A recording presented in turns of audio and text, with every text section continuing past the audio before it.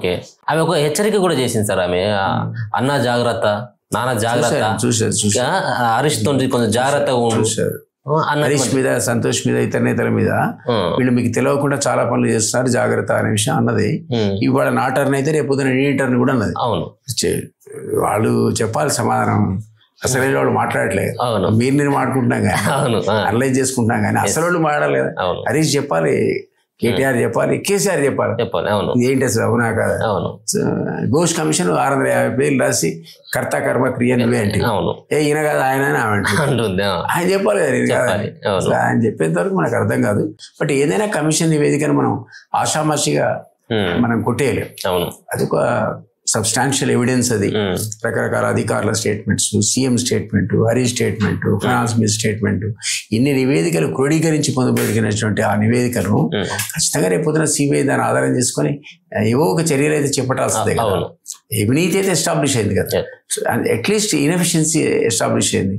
దాంట్లో ప్రభుత్వం యొక్క అలసత్వం లేదా సీఎం పట్టించుకోకపోవడం, technical mistakes, dam safety authority యొక్క సజెషన్స్ ఇగ్నోర్ చేయడం, ఇన్ని రకాల అవకతవకలు జరిగినాక మీరు ఖచ్చితంగా చర్యలు ఉండాల్సిందే. అంటే ఈ ఘోష్ కమిషన్ ఇచ్చినటువంటి రిపోర్ట్ ప్రకారం సో రాష్ట్ర సర్కార్ చర్యలు తీసుకున్నటువంటి అవకాశం ఉండేదా సార్? ఎందుకు సిబిఐకి నేను చెప్తా, పొలిటికల్ గా రేపు లోకల్ బాడీలో మాకెందుకు పంచాయత్ అని సిబిఐ ఎట్లా డిమాండ్ చేస్తుంది కదా అపోజిషన్, పట్టపోయి ఇచ్చేస్తామని ఇచ్చేసారు. సో ఇది కాంగ్రెస్ పార్టీకి చాలా ప్లస్ అయ్యేది కదా సార్. అంటే అవినీతి చేసినటువంటి వాళ్ళని అయ్యేది, కానీ ఇప్పుడు లోకల్ బాడీలో అరెస్ట్ చేస్తే ఒక్కోసారి కౌంటర్ ప్రొడక్ట్ కూడా అవుతుంది. దగ్గర సానుభూతి వాతావరణం ఎక్కువ ఉంటుంది. అరే పాప మా కేసీఆర్ అరెస్ట్ చేసినటువంటి అది కూడా వస్తుంది.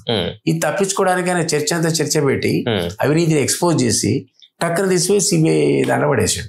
అంటే వీళ్ళు ముందే అన్న చాలా తెలివిగా తప్పించుకున్నాడు. అవును, అంటే వీళ్ళే ఆరోపణలు చేసిండు కాంగ్రెస్ పార్టీలో. రాహుల్ గాంధీ చాలా సందర్భాల్లో కాంగ్రెస్ పార్టీ సంబంధించిన వ్యక్తులు సైతం కూడా ఇక్కడ ఆరోపణలు చేసిండు.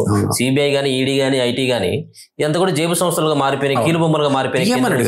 మళ్ళీ వాళ్ళ చేతులు ఎందుకు పెట్టాల్సి? ప్రైమ్ మినిస్టరే అన్నాడు. ఈవెన్ బీజేపీ డిమాండ్ చేసింది, దమ్ముంటే సిబిఐ అప్పచెప్పాడు. అవును, వాళ్ళ నాయకులు అన్నారు కదా, టైం అండ్ అగైన్ అన్నారు, ఎందుకు మీకు తాత్సారం చేస్తున్నారు, సిబిఐ అప్పచెప్పండి, వ్యవహారం తెలియపోతుంది. అఫీషియల్ గా కేంద్ర మంత్రులు డిమాండ్ చేశారు. ఇప్పుడు ఆ పని చేశాడు వాళ్ళకి అర్థం కావట్లేదు ఏంటి విచిత్రం అని. సో ఏమంటున్నారంటే ఇమ్మీడియట్ గా తను దాని మీద బదనామని కాదలుచుకోక ఆయన సిబిఐ మీద దూశాడు. ఇప్పుడు సిబిఐ కూడా ఉన్న ఆధారాలను పక్క పెట్టి కొత్తగా సేకరించే ఆధారాలు ఏమి ఉండవు. ఏదో ఫార్మాలిటీ ఇన్వెస్టిగేషన్ కంప్లీట్ చేసి ఒకసారి నిర్ధారణ చేసుకున్నాక అరెస్టుల ప్రక్రియ అనేది మొదలవుతుంది. మీకుందా సార్ నమ్మకం దీంట్లో హరీష్ రావు, కేసీఆర్ అరెస్ట్ అవుతాడు?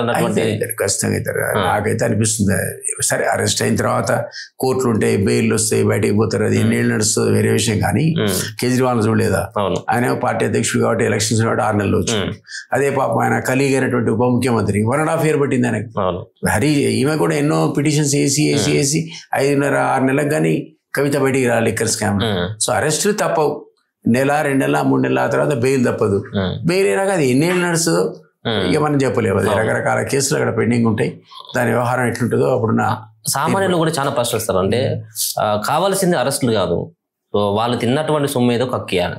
సో 1,00,000 కోట్ల కుంభకోణం అని చెప్పేసి కూడా, అంటే కేవలం 38,000 కోట్లతో అయిపోవాల్సిన ప్రాజెక్టు 1,00,000 పైన కోట్ల రూపాయలతో అయిపోయినటువంటి వాళ్ళు కమిషన్లు తీసుకున్నారు.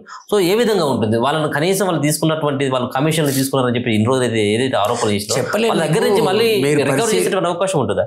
ఎందుకుంటుంది? మీరు పరిశీలిస్తే రకరకాల జగన్ కేసుల మీద ఇన్వెస్టిగేట్ చేసిన సిబిఐ, ఈడీ ఎన్ని ఆ ప్రాపర్టీస్ అటాచ్ చేసింది, సాక్షి ప్రాపర్టీస్ కూడా అటాచ్ చేసింది. అది అటాచ్మెంట్ నోటీసులు మీరు చూసిండ్రా?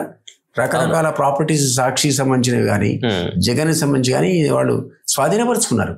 సో అది ప్రభుత్వానికి చెందినట్టే, ప్రజలకు చెందినట్టే కదా. సో అవకాశాన్ని రూల్ అవుట్ చేయలేరు.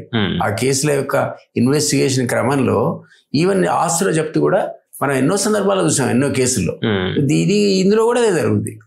2 ఇంజనీర్లు పట్టుకుంటే 1000 కొద్ది ఆస్తులు బయటకు వచ్చినాయి.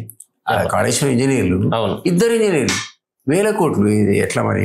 అంటే అదే పైకి పోయే వరకల్లా మీకు మంత్రి అండ్ ముఖ్యమంత్రి కల్లా ఇంకెంత పెద్ద ఎత్తున జరిగి ఉండాలి. అవన్నీ బయటపడతాయని అనుకుంటాను. Right sir, thank you.